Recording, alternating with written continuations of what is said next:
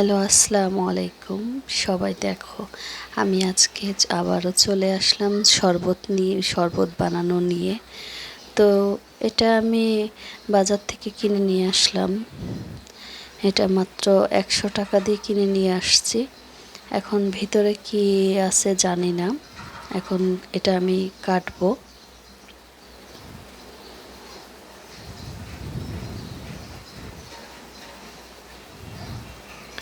এটা দেখে মনে হচ্ছে ভালোই।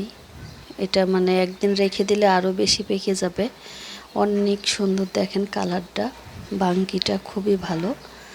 আর এখন তো প্রচুর গরম পড়েছে যে বলার মতো না। এর জন্য সবসময় শরবত বানায়ে খাওয়ার চেষ্টা করি বাসায়। তরল জাতীয় জিনিসটা খাইলে সবসময় গরমটা কম লাগবে।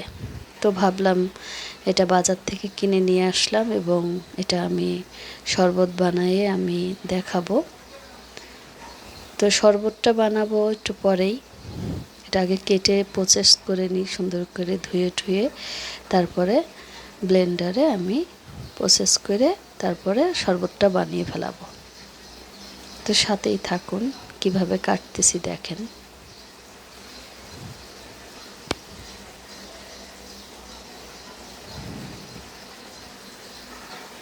নিজে দেখেন এখানে এই যে এমন করে বড় বড় করে মানে ব্লেন্ডারে দিলে সুন্দর মতন মিহি হয়ে যাবে, একেবারে গলে যাবে। একটু শক্ত আছে, তারপরও ভালোই, খারাপ না। অনেক মানে পিস পিস করে নিলাম, এই কারণে ব্লেন্ডারে সহজ হবে এইভাবে। আর একেবারে বেলে না, একেবারে বালি বালি যেটা থাকে সেটা না। এটা হচ্ছে মানে পেঁপে যেমন একেবারে আধা পাকা কাঁচা থাকে, ঠিক অমন। এই যে আমি এখন ধুয়ে রেডি করে ফেলাইছি। এখন আমি ব্লেন্ডারে করে ব্লেন্ড করব।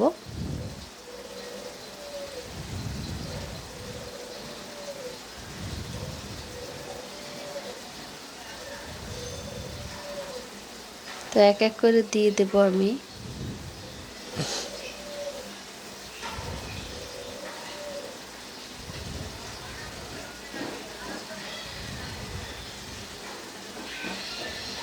শরবতটা বানাবো, বানিয়ে তারপরে আপনাদের দেখাবো কিভাবে বানাইতে হয়।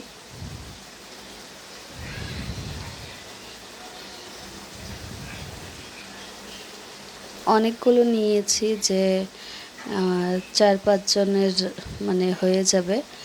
আর এগুলো বাইরে কিনতে গেলে অনেক দাম পড়বে। এখন গরম পড়েছে, বাইরে এক গ্লাসের দাম কমপক্ষে 70-80 টাকা নেবে। তো ঘরে যেগুলো থাকবে আপনারা বানিয়ে খাবেন, তাহলে আর এত টাকা বাইরে খরচ করতে হবে না। একটু চিনি দিয়ে দেবো বেশি করে, বেশি পরিমাণ চিনিটা দিলে বাঙ্গির ইয়েটা খেতে অনেক মজা লাগে।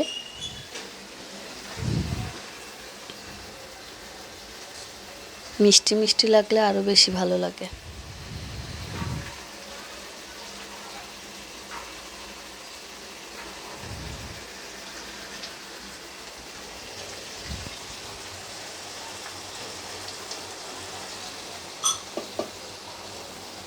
তো আমি এখানে এখন বানিয়ে নেব।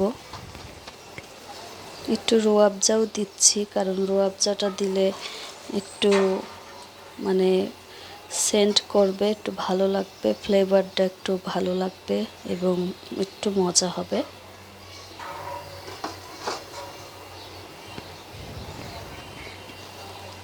এটা আমি রমজান মাসে কিনছিলাম, তো এখনও ফুরায়নি। মাঝে মাঝে আমি রোজা থাকি এখন, তো এটা আমি শরবত বানিয়ে খাই। এখন একটু ঠান্ডা পানি দিয়ে দিব।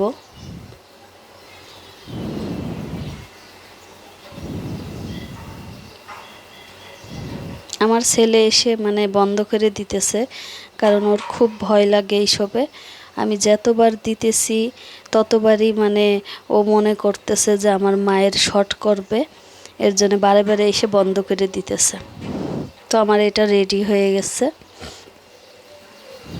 এখন দেখেন গ্লাসে ঢালবো, কালারটা কত সুন্দর লাগতেছে। এই যে রেডি। একটু ঘন হয়ে গেছে বেশি, এই কারণে একটু মানে দ্বিতীয়বার আবার ঢেলে আবার গ্লাসে ঢাললাম। কারণ বাঙ্গি সব সময় দেখবেন বাঙ্গির রসটা একটু পাতলা করলে খাইতে অনেক মজা লাগে, কিন্তু বেশি ঘন হইলে খাওয়া যায় না, মানে ভালো লাগে না। একটু হালকা পাতলা মতন হবে, খেতে অনেক মজা লাগবে। এখন আমার হাজব্যান্ডকে দিব, সে খায়া কি বলে দেখি। আমি এক ঢোক খাইছি, অনেক মজা। তো যাই কি কয় দেখি, এটা নিয়ে যাই। যে ও গোসল করে বের হইলো এখন, তো গোসল করে এখন বের হচ্ছে।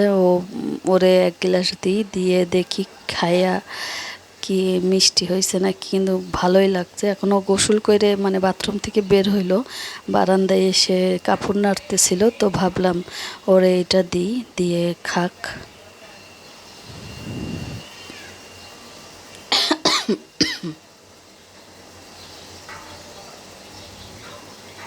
আমার বারান্দায় অনেক গাছ আছে, আমি আর একটা ভিডিওতে দিব। তো অর্ধেক খাইছে, আমার অর্ধেক দিয়ে গেল যে তুমি খাও, পরে আমি খাবো।